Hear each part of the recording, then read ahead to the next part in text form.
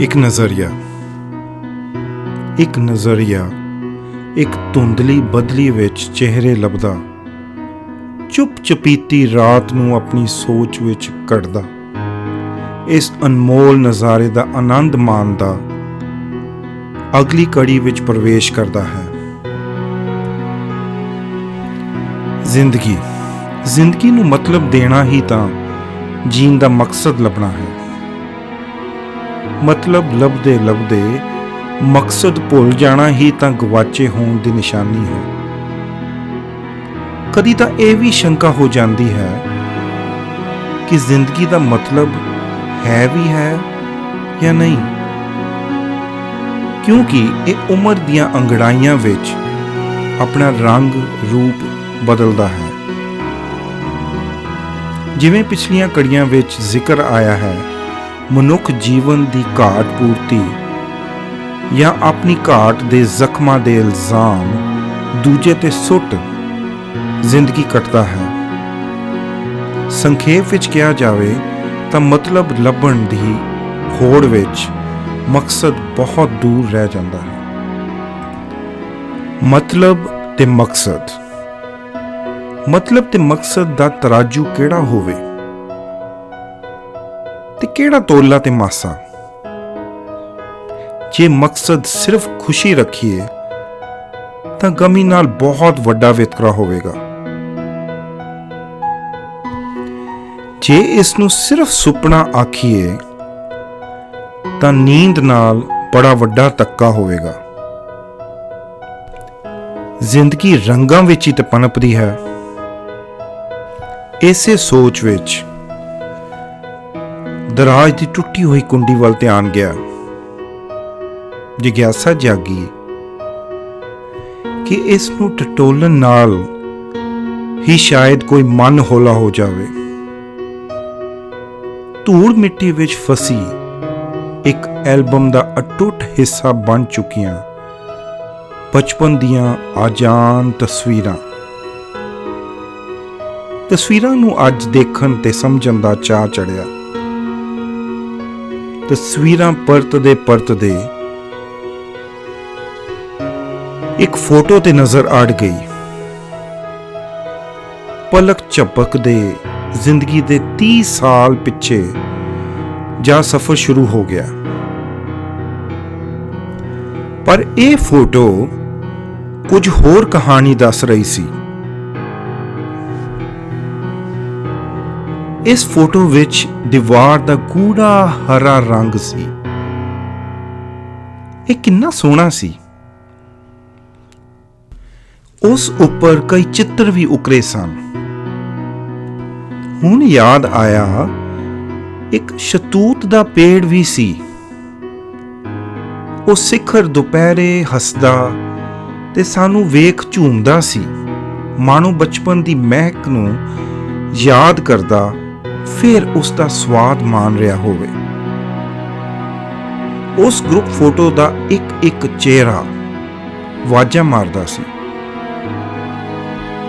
ਉਹ ਮੈਨੂੰ ਯਾਦ ਆਇਆ, ਉਸ ਕੋਰੀਡੋਰ ਦੇ ਉੱਪਰ ਇੱਕ ਚਿੜੀਆਂ ਦਾ ਘੋਂਸਲਾ ਵੀ ਸੀ। ਰੋਜ਼ ਜਾ ਕੇ ਦੇਖੀਦਾ ਸੀ, ਮਾਣੋ ਉਸ ਦੀ ਚਹਿਕ ਚਕਾਹਟ ਤੇ ਸਾਡੀ ਇੱਕੋ ਜਿਹੀ ਮਾਲੂਮ ਹੁੰਦੀ ਸੀ। ਸਾਰਾ ਦਿਨ ਕਬੂਤਰ ਵੀ ਇੱਕ ਕੋਨੇ ਵਿੱਚ ਬੈਠ ਰਾਗ ਅਲਾਪਦੇ ਰਹਿੰਦੇ ਸਨ। ਪਰ ਰੁਕੋ, ਮੈਂ ਕਿੱਥੇ ਆ ਇਸ ਫੋਟੋ ਵਿੱਚ? ਮੈਂ ਤੇ ਉੱਥੇ ਸੀ ਹੀ ਨਹੀਂ। ਮੈਨੂੰ ਕਿਉਂ ਨਹੀਂ ਅਹਿਸਾਸ ਹੋਇਆ ਉਸ ਗੂੜੇ ਹਰੇ ਰੰਗ ਦਾ, ਉਸ ਸ਼ਤੂਤ ਦੇ ਦਰਖਤ ਦੀ ਮਿੱਠੀ ਛਾਂ, ਘੋਂਸਲਾ ਜਾਂ ਕੂਲੇ ਨਿਖਰੇ ਮੁਸਕਾਨ ਭਰੇ ਚਿਹਰਿਆਂ ਦਾ। ਇਸ ਸੋਚ ਨੇ ਮੈਨੂੰ ਝੰਜੋੜ ਦਿੱਤਾ। ਅੱਜ ਕਿਉਂ ਮੈਂ ਉਸ ਅਤੀਤ ਨੂੰ ਜਿਉਣ ਦੀ ਕੋਸ਼ਿਸ਼ ਕਰ ਰਿਹਾ ਹਾਂ।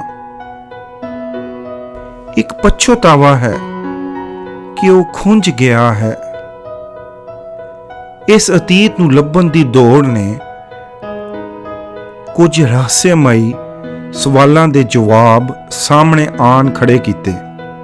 ਇੰਜ ਮਹਿਸੂਸ ਹੋਣ ਲੱਗਾ ਪਿਛਲੇ 30 ਸਾਲ ਮੈਂ ਤੇ ਕਦੇ ਵੀ ਫੋਟੋ ਵਿੱਚ ਆਇਆ ਹੀ ਨਹੀਂ।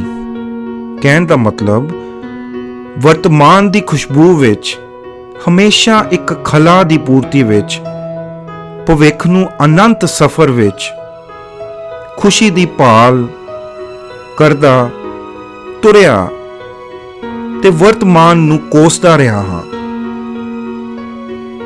ਵਰਤਮਾਨ ਵਿੱਚ ਹੀ ਤਾਂ ਮੇਰਾ ਅਤੀਤ ਛੁਪਿਆ ਹੈ, ਵਰਤਮਾਨ ਵਿੱਚ ਹੀ ਤਾਂ ਮੇਰਾ ਭਵਿੱਖ ਦਸਤਕ ਦੇ ਰਿਹਾ ਹੈ।